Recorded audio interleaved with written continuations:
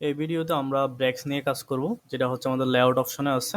এর আগে আমরা হচ্ছে বেশ কিছুদিন ধরে অনেকগুলো ভিডিওতে সবগুলা টপিকস কভার করার চেষ্টা করছি, ডিজাইন, ইনসার্ট, হোম থেকে শুরু করে। তাহলে এটা হচ্ছে ধারাবাহিক সিরিজের, আজকে হচ্ছে ব্রেক্স নিয়ে আলোচনা করব। এই ব্রেক্সটার কাজটা হচ্ছে মূলত আমাদের এখানে পেজটার ব্রেক করা বা হচ্ছে এই টাইপের অনেক কিছু কাজ করা হয়। যেমন হচ্ছে আপনি চাইলে প্যারাগ্রাফকে ব্রেক করতে পারবেন, লাইনকে ব্রেক করতে পারবেন, পেজকে ব্রেক করতে পারবেন, ইত্যাদি করতে পারবেন আর কি। তাহলে এইটার উপর যখন মাউসের পয়েন্টারটা নিয়ে যাবেন তখন আপনাকে বলতেছে insert page and section breaks. আচ্ছা, এটা কি করবে এটা আপনাকে হালকা ইংলিশে বলে দিচ্ছে, একটু করে পড়লেও বোঝা যায়। এটা করার জন্য আমরা এখানে নতুন একটা ফাইল নিব, কন্ট্রোল এন্ড নতুন একটা ফাইলের মধ্যে আমরা লেখা শুরু করি। বেশ কিছু টেক্সট নেব।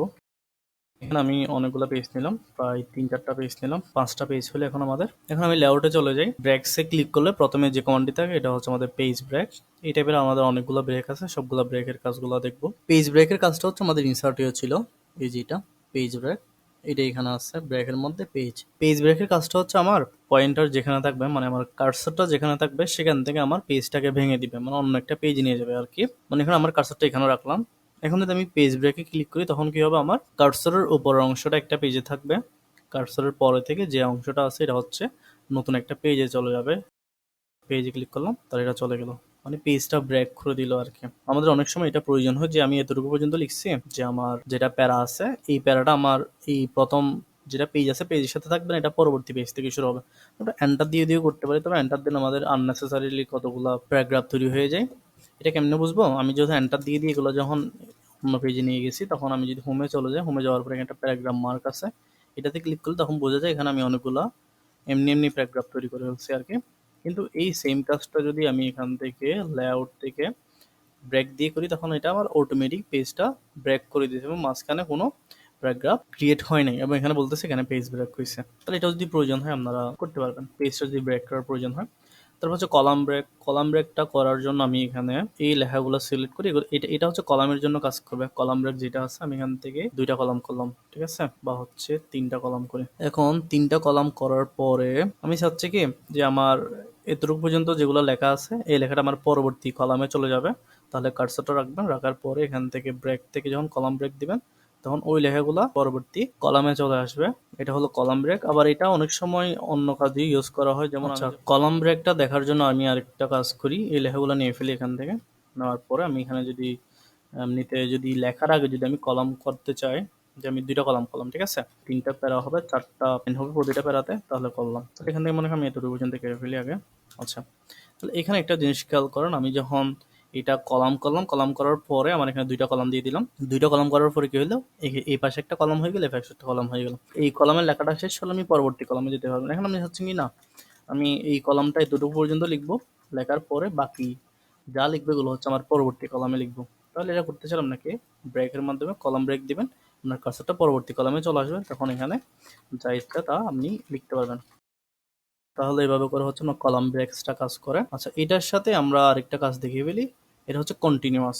কন্টিনিউয়াসের কাজটা হচ্ছে যে আমি এখন আছি হচ্ছে আপনার 2-3 নম্বর কলামে। এখন এখান থেকে যদি আরেকটা আমি যদি লেখা শেষ করি, এখানে আমি আরো কিছু লেখা লিখি, তাহলে আমি এখান থেকে লেখাটা শুরু হয়েছে এবং এটা হচ্ছে আমার এদিকে চলে আসছে। এখন আমি যদি চাই আমি এতটুকুর মধ্যে একটা ব্রেক দিয়ে দেবো, মানে পেজের মধ্যে একটা ব্রেক দিয়ে দিব। এর আগে ছিল হচ্ছে আমাদের পেজ ব্রেক, এটা দিলে পরবর্তী পেজে চলে যায়। এখন কন্টিনিউয়াস যেটা আছে এটা হচ্ছে আমাদের একই পেজের মধ্যে সেকশন ব্রেক হবে, মানে হচ্ছে একটা ব্রেক হবে, নতুন একটা সেকশন তৈরি হবে।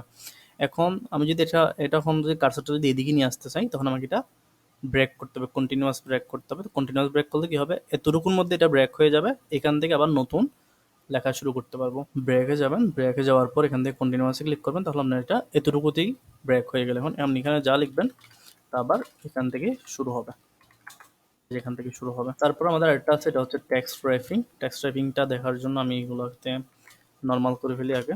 নর্মাল করার পরে এটাতে আমি 1 কলাম করে ফেলি। 1 কলাম করার পরে এখন এখানে আমার অনেকগুলো প্যারা আছে, যদি খেয়াল করেন তাহলে বুঝতে পারবেন এটা একটা প্যারা।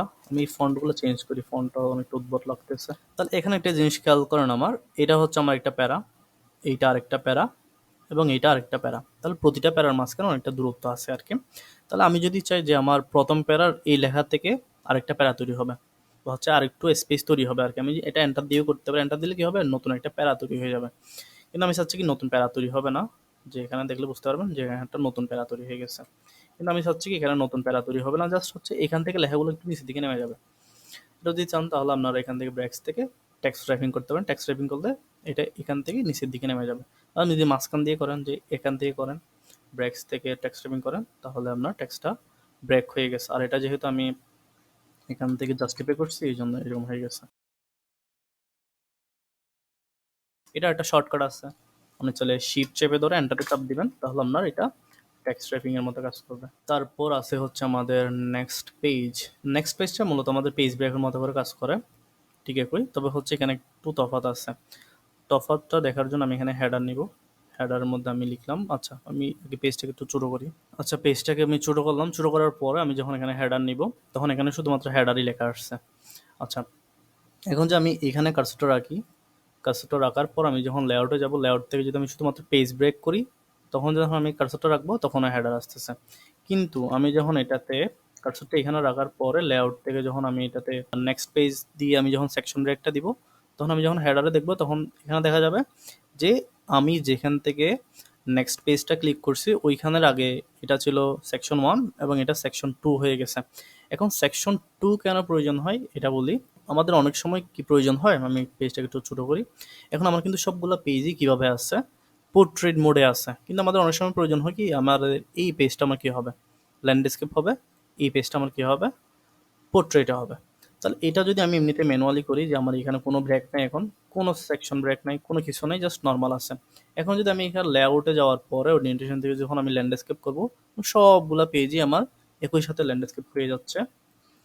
এখন যদি আমি চাই না আমার শুধুমাত্র এই পেজটা ল্যান্ডস্কেপ হবে, আরেকটাও পেজ ল্যান্ডস্কেপ হবে না, তাহলে এটা করতে চাইলে আপনি এখানে একটা সেকশন ব্রেক রাখতে পারেন। তাহলে এখানে যাওয়ার পরে আমি এখানে বলে দিলাম এখানে নেক্সট পেজ হবে, মানে এখানে সেকশন ব্রেক হয়ে গেছে। এখানে একটা হেডারের মধ্যে ডাবল ক্লিক করার পরে আমাকে এটা দেখা দিচ্ছে যে এটা হচ্ছে সেকশন 1, এটা হচ্ছে সেকশন 2। এখন আপনি কি করতে পারেন, এইটার মধ্যে কার্সরটা রাখতে পারেন, রাখার পরে লেআউটে যাওয়ার পর ওরিয়েন্টেশন থেকে যখন ল্যান্ডস্কেপ করবেন তখন শুধুমাত্র যে সেকশনটা ছিল শুধুমাত্র ওই সেকশনটা কি হয়েছে, ল্যান্ডস্কেপ হয়েছে। আর বাকি যেটা ছিল শুরুতে যেটা ছিল সেকশন 1 যেটা ছিল, এটা হচ্ছে আমাদের পোর্ট্রেটে রয়ে গেছে। তাহলে এইভাবে হচ্ছে আমাদের সেকশন ব্রেকটা কাজ করে মূলত। আচ্ছা আবার যখন এটাতে নর্মাল করে দিচ্ছে হলে আবার সিলেক্ট করবেন, সিলেক্ট করার পরে লেআউটে যাওয়ার পর এখান থেকে পোর্ট্রেট করে দিবেন। আচ্ছা আরেকটা জিনিস খেয়াল করেন, এখানে আমি যখন ল্যান্ডস্কেপ করছি তখন আমার হচ্ছে এই পেজের লেখাগুলো এদিকে আটা নেবে এখানে চলে আসছে। চাইলে এটা পেজটা প্রয়োজন না হলে কেটে দিতে পারবেন, তাহলে এটা সেকশন ব্রেক হইল। এখন এখানে যখন আরেকটা পেজ নেবেন, মনে করেন এখানে আরেকটা পেজ নেবেন, আর একটা ব্ল্যাঙ্ক পেজ নিচ্ছেন, ব্ল্যাঙ্ক পেজ নেওয়ার পরে এগুলা নর্মালি হবে, মানে পোর্ট্রেট থাকবে অলওয়েজ। যেটা আপনি সেকশন ব্রেক দিচ্ছেন ওইটাই আপনার শুধুমাত্র কি হয়েছে, আপনার ল্যান্ডস্কেপ হয়ে গেছে। এটা চাইলে আবার এখান থেকে পোর্ট্রেট করে দিতে পারেন। তাহলে এটা হচ্ছে নেক্সট পেজ যখন আপনি ইউজ করবেন, মানে সেকশন ব্রেক যখন ইউজ করবেন, এই কমান্ডগুলো হচ্ছে সেকশন ব্রেকের, এই সেকশন ব্রেকটা ইউজ করলে আপনি আরও সুবিধা পাবেন এরকম। তারপর আসা হচ্ছে আমাদের ইভেন পেজ। এখন হচ্ছে আমি যখন সেকশন ব্রেকটা করতেছি, আমি এখানে পেজ নাম্বার দিলে সহজে বুঝতে পারবো। আচ্ছা এখানে আমার পেজ নাম্বার ইউজ হয়েছে 1 2 3। আচ্ছা আমি যখন এখান থেকে নর্মালি যখন আমি লেআউটে যাই, লেআউটে যাওয়ার পর যখন নেক্সট পেজ ক্লিক করতেছি, এটা সেকশন ব্রেক হয়ে যাচ্ছে অটোমেটিক। যে আমি কার্সরটা আমার এখানে আছে, মানে কার্সরটা এখানে আছে, এখানে থাকার পর আমি ব্রেক থেকে পেজ ব্রেকও দিতে পারি, এটাও দিতে পারি। পেজ ব্রেক যখন ক্লিক করলাম তখন আমার কি হলো, 1 2 3 4 অটোমেটিক আমার এগুলো হচ্ছে মানে অটোমেটিক্যালি পেজ ব্রেক হয়ে যাবে আর কি, এবং আপনার পেজগুলা সিরিয়াল বাই সিরিয়াল আসবে। কিন্তু আপনি যখন যে এটা করতে চান যে আমি ব্রেক করব, ঠিক আছে, আমি পেজকে ব্রেক করব, ঠিক আছে, তবে এগুলো হচ্ছে ইভেন্ট পেজগুলোতে হবে। ইভেন্ট পেজগুলো বলতে জোড় সংখ্যার পেজ, যেমন শুধুমাত্র জোড় সংখ্যার পেজের মধ্যে আমার ব্রেকটা হবে, বিজোড় সংখ্যার পেজের মধ্যে আমার ব্রেক হবে না। তাহলে এটা করতে চাইলে আপনি কার্সরটা রাখবেন যেখান থেকে ব্রেক করতে চান, আমি এখান থেকে ব্রেক করতে চাই, কার্সরটা রাখবো, রাখার পর ব্রেকে যাবেন, ব্রেকে যাওয়ার পর ইভেন্ট পেজে ক্লিক করবেন। ইভেন্ট পেজে ক্লিক করলে কি হয়েছে, যে আমার দেখেন 1 নম্বর পেজে ডাটাগুলো আছে, আমার কিন্তু এই ডাটাটা কিন্তু 2 নম্বর পেজে ছিল। আমি যখন সেকশন ব্রেকটা দিচ্ছি তখন কি হয়েছে, 2 নম্বর পেজটা থেকে এটা 4 নম্বর পেজে চলে গেছে, মানে ইভেন্ট পেজে চলে গেছে। এবং মাঝখান দিয়ে দেখেন 3 নম্বর পেজটা এখানে নেই, যেহেতু আমি এখান থেকে কি করছি, ইভেন্ট পেজ করছি। এবং এখানে বলেই দিচ্ছি insert a section break and start the new section on the next even number page, মানে জোড় সংখ্যা যেটা আছে ওই পেজের মধ্যে আপনার এই সেকশন ব্রেকটা হবে, মানে ব্রেক যেটা করছেন এটা জোড় সংখ্যার পেজের মধ্যে হবে। ঠিক একইভাবে আমি কন্ট্রোল জেড দিলাম ব্যাকে নিয়ে আসার জন্য। ঠিক একইভাবে এখন আপনি 2 নম্বর পেজে আছেন, এখন যদি আপনি ব্রেক করেন যে আমি যে পেজ ব্রেক করবো, ঠিক আছে, তবে এটা ওড নাম্বার পেজে হবে। অড নাম্বার পেজ বলতে আমার বিজোড় সংখ্যা যেগুলো পেজ আছে ওগুলোতে হবে। এগুলো ঠিক আমাদের নেক্সট পেজ এবং পেজ ব্রেকের মতো, কিন্তু হচ্ছে এই দুইটা করলে আমি আগেই বলছি পেজ ব্রেক করেন বা হচ্ছে নেক্সট পেজ ব্রেক করেন, তখন কি হবে আমরা এটা ম্যানুয়ালি হবে, 1 নাম্বার পৃষ্ঠা 2 নাম্বার পৃষ্ঠা 3 নাম্বার পৃষ্ঠা এভাবে ম্যানুয়ালি যাবে। কিন্তু আপনি যখন এটা এগুলোকে ইভেন্ট পেজ বা হচ্ছে অড পেজ হিসেবে ভাঙবেন, তখন ইভেন্ট পেজ দিলে জোড় সংখ্যার পেজগুলোতে ব্রেক হবে, আর হচ্ছে অড পেজ দিলে আপনার বিজোড় সংখ্যার যেগুলো পেজ আছে ওগুলোতে পেজটা ব্রেক হবে। যে আমি কার্সরটা এখন শুরুতে রাখলাম, সেভের শুরুতে কার্সরটা রাখলাম, অড পেজে ক্লিক করলাম, তখন কি হলো 2 নাম্বার পেজটা আছে 3 নাম্বার পেজে চলে গেছে। এভাবে যদি আমার আরও লেখা থাকতো তাহলে ওগুলো হয়তো 5 নাম্বার পেজে চলে আসতো।